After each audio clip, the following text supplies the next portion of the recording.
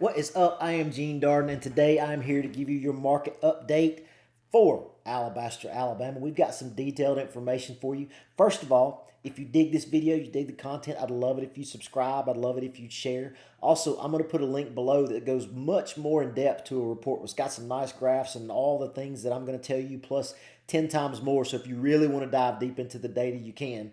But this is what's going on in the market right now in Alabaster, Alabama. First, a broad overview. So we have a 0 to 100 index, which is the market index we go by to tell if it's a buyer or seller's market. Anything 35 and below is buyer. Anything above 35 is a seller. Well, Alabaster is a 68, which is a really, really good number. And I'll tell you just an example. Pelham is a 38 and Helena is a 42. So your neighbors are closer to a buyer's market than you are in Alabaster.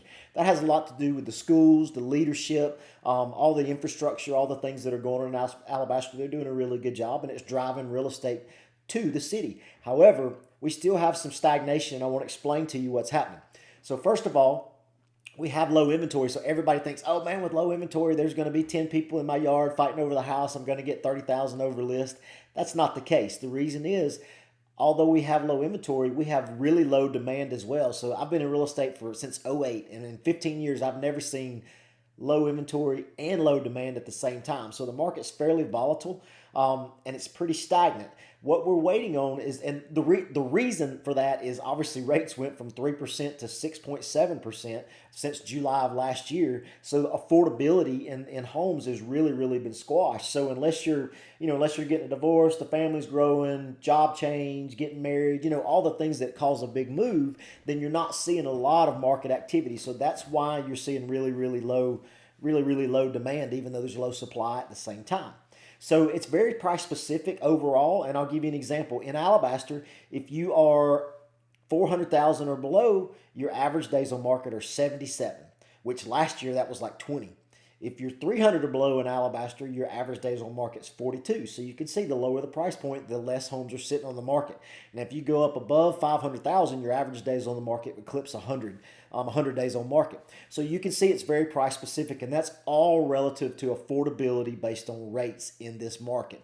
Another thing that I found pretty interesting is in Alabaster in the past 30 days, 42% of the homes that went on the market have already gone through a price reduction.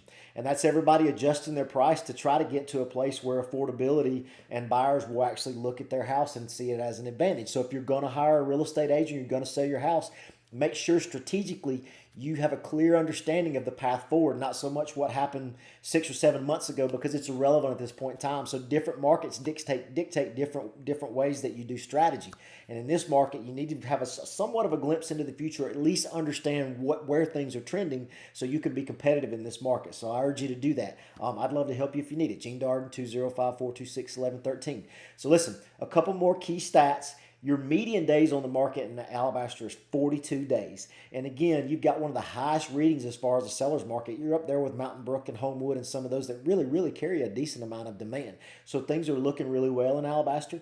You don't have a ton of inventory in the city. It's, you're ranging anywhere from 20 houses on the market to 50 or 60 houses on the market, which is nothing in this given market. And the market is absorbing them. It's just taking a little bit longer to sell those houses. So I hope this gives you a nice broad overview of what's going on in the market. Again, click the link below. It's what's called an altos report. It'll give you a really, really in-depth analysis of what you're seeing, just strictly for your city. We do it. This is called the Burbs of Birmingham, the YouTube channel. So we get very specific for each city because each city has a different dynamic and a different real estate market based on schools, infrastructure, location, of course, all those things, real estate, location.